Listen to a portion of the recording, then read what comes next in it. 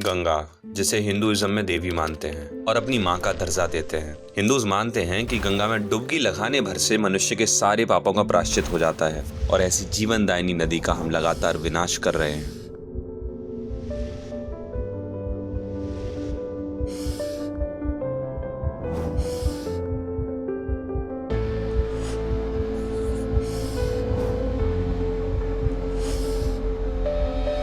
Maybe last 25 years, we found that the water quality has come down drastically. The increase in urbanization and increase in the flow of dirty water into the river. The industries on the bank, so we're letting out untreated water into the river. पर ये विनाश कैसे हो रहा है और इस विनाश के पीछे क्या क्या कारण है, इसके बारे में आज हम डिटेल में समझेंगे और इसके कुछ परमानेंट सॉल्यूशंस ढूंढने की कोशिश करेंगे।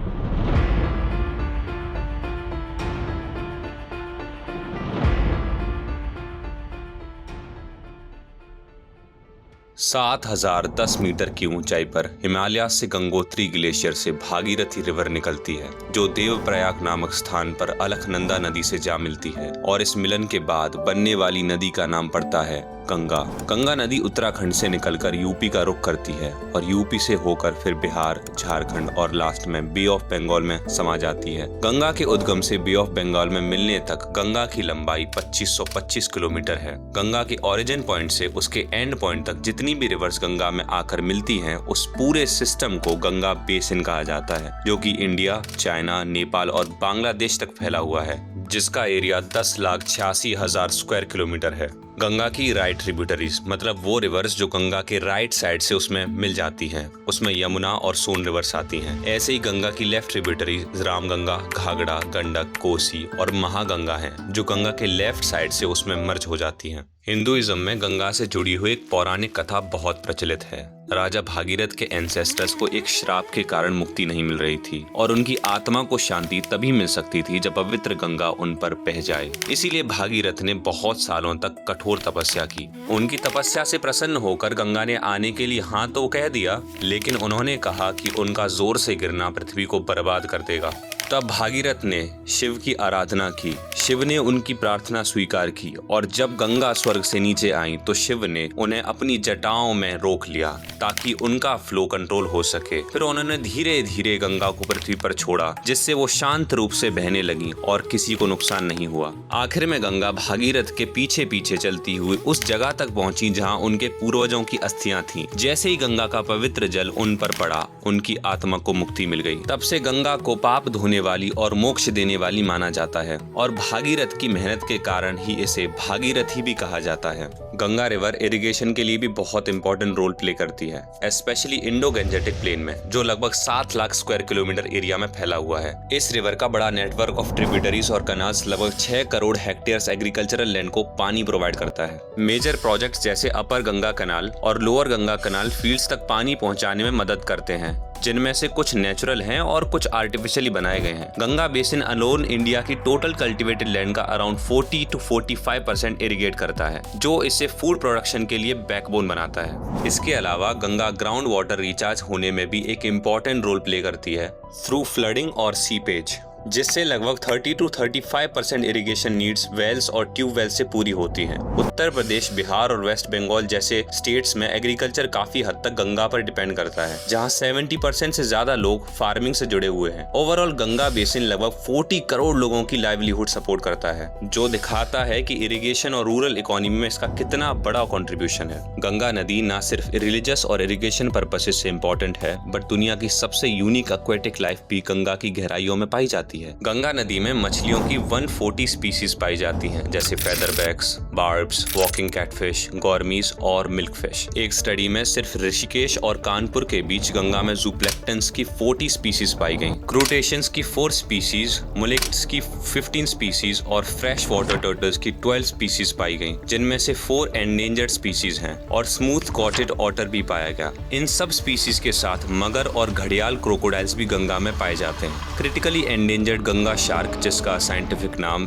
क्लाइफिस गैंजेटिकस भी पाई जाती है। गंगा और उसकी कुछ ट्रिब्यूटरीज में एंडेंजर्ड गैंजेटिक डॉल्फिन्स भी पाई जाती हैं, जो कि इंडिया की नेशनल एक्वेटिक एनिमल है। इस डॉल्फिन का साइंटिफिक नाम प्लांटिस्टा गंजेटिका है। द प्लांटिस्टा गंजेटिका, जिसे हम गैंजीस रिवर डॉल्फिन या सुसु भी कहते हैं, ये एक यूनिक फ्रेश वाटर डॉल्फिन है जो इंडिया, नेपाल और बांग्लादेश के रिवर्स में पाई जाती है, खासकर गंगा रिवर और ब्रह्मपुत्र रिवर में। ये डॉल्फिन डीप और स्लो मूविंग पानी में रहना पसंद करती है और ज्यादातर अकेली या छोटे ग्रुप्स में देखी जाती है। इसकी सबसे इंटरेस्टिंग बात यह है कि ये ऑलमोस्ट ब्लाइंड होती है, मतलब आंखों से क्लियरली नहीं देख पाती। इसीलिए ये एको लोकेशन का यूज करके अपना रास्ता ढूंढती है और शिकार करती है। एको लोकेशन का मतलब ये पानी के नीचे ऐसे साउंड वेव्स छोड़ती है जो उसके रास्ते में आने वाले ऑब्जेक्ट से टकराकर वापस आती हैं, जिससे ये डॉल्फिन अपने माइंड में रियलिटी का सिमुलेशन बनाती है। एक और अनयूजुअल बात यह है कि ये साइड में स्विम करती है, जो दूसरी डॉल्फिन्स में कॉमन नहीं है। ये डॉल्फिन मांसाहारी होती है और मेनली फिश, श्रिम्प और छोटे एक्वेटिक एनिमल्स खाती है। इसकी लेंथ लगभग 2 से 2.5 मीटर तक होती है और वेट अराउंड 90 kg तक हो सकता है, जबकि इसका लाइफ स्पैन 25 से 30 साल के आसपास होता है। लेकिन आज के टाइम में ये स्पीसीज काफी डेंजर में है, जिसके बहुत सारे कारण हैं। नदियों में बढ़ता पोल्यूशन, मछुआरों के द्वारा फैलाए गए जाल, नदी में बढ़ते डैम्स, जिनकी वजह से इनका नेचुरल हैबिटेट डिस्टर्ब हो रहा है। इसी वजह से IUCN ने इसे एंडेंजर्ड कैटेगरी में रखा है। इंडिया में इस डॉल्फिन को 2009 में नेशनल एक्वेटिक एनिमल डिक्लेयर किया गया था। पर हमारी गंगा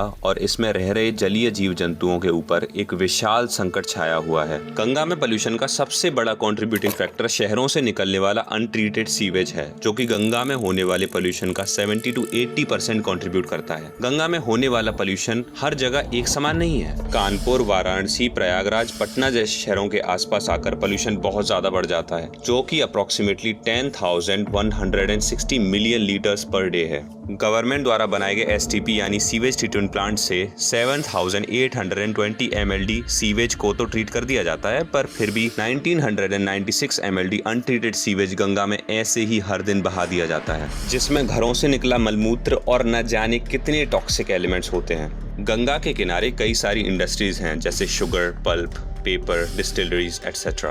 गंगा के किनारे अप्रोक्सीमेटली 764 इंडस्ट्रीज हैं, जो हर दिन 1123 मिलियन लीटर्स पानी गंगा से कंज्यूम करती हैं और 500 मिलियन लीटर्स वेस्ट वाटर हर दिन गंगा में डंप कर देती हैं। अकॉर्डिंग टू रिपोर्ट्स, गंगा में आने वाले 90% टॉक्सिक केमिकल्स उत्तर प्रदेश से आते हैं और इस 90% पोल्यूशन में भी मेजर रोल टैनरीज का होता है। पर ये टैनरीज होती क्या है? टैनरीज वो फैक्ट्रीज होती हैं जहां जानवरों की खाल को प्रोसेस करके लेदर बनाया जाता है। रॉ स्किन जल्दी खराब हो जाती है, इसीलिए टैनरीज में केमिकल्स का यूज करके उससे ड्यूरेबल और यूजेबल बनाया जाता है। इससे लेदर स्ट्रॉन्ग, फ्लेक्सिबल और लॉन्ग लास्टिंग बन जाती है। लेकिन टैनरीज में यूज होने वाले केमिकल्स का एनवायरनमेंट पर बहुत नेगेटिव इफेक्ट पड़ता है। इनमें यूज होने वाले केमिकल्स जैसे क्रोमियम अगर प्रॉपर्ली ट्रीट ना किए जाएं तो ये वाटर और सॉइल पोल्यूशन का रीजन बन सकते हैं। इससे नियर बाय रिवर्स और ग्राउंड वाटर कंटेमिनेट हो जाता है, जो ह्यूमन हेल्थ और एक्वेटिक लाइफ दोनों के लिए हार्मफुल है। साथ ही टैनरीज से निकलने वाली बैड स्मेल और वेस्ट लोगों के लिए प्रॉब्लम क्रिएट करते हैं। इसीलिए आजकल गवर्नमेंट और industries effluent treatment plants ETPs का यूज करने पर जोर दे रहे हैं, ताकि पोल्यूशन को कंट्रोल किया जा सके।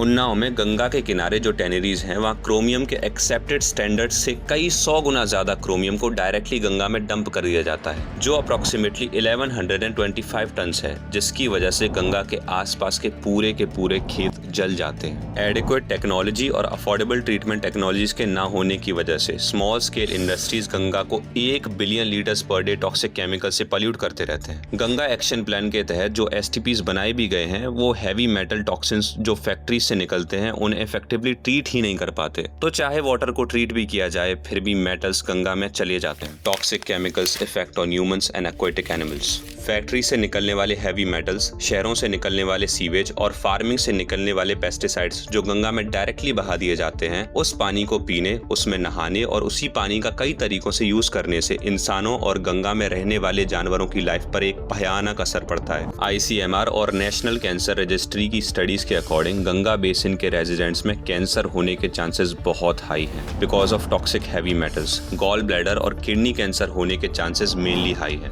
इसके साथ साथ हाई फिस्कल कॉलीफॉर्म जो ह्यूमन वेस्ट की वजह से पानी में आता है, जब उसका काउंट अमाउंट 100 मिलियन MPN पर 100 ml हो जाता है, ऐसे पानी को पीने या किसी भी और मेथड से कंज्यूम करने से लोगों में वाटर बॉर्न डिसीजेज जैसे कॉलेरा, टाइफॉइड, हेपेटाइटिस ए और सीवियर डिसेंट्री होने के चांसेस बहुत बढ़ जाते हैं। मर्क्यूरी, लेड और क्रोमियम जो फैक्ट्री से गंगा में मिल जाता है, उसके कांटेक्ट में लंबे समय तक रहने की वजह से लोगों में serious neurological damage, cognitive impairment, liver dysfunction और रेनल फेलियर जैसे डेंजरस हेल्थ हैजर्ड्स का खतरा बढ़ गया है। गंगा के पानी के डायरेक्ट कांटेक्ट से स्किन इश्यूज जैसे स्किन लेशन और रैशेस का खतरा होता है। NDM1 यानी new daily metallo beta lactamase नाम का सुपर बग भी गंगा में पाया जाता है, जिसके कांटेक्ट में आने से इंसान में एंटीबायोटिक रेजिस्टेंस हो जाता है और एंटीबायोटिक्स किसी सिंपल से इन्फेक्शन को भी ट्रीट करने में फेल हो जाती हैं। अगर आपको एंटीबायोटिक रेजिस्टेंस के बारे में डिटेल में जानना है तो आप हमारी इस वीडियो को देख सकते हो।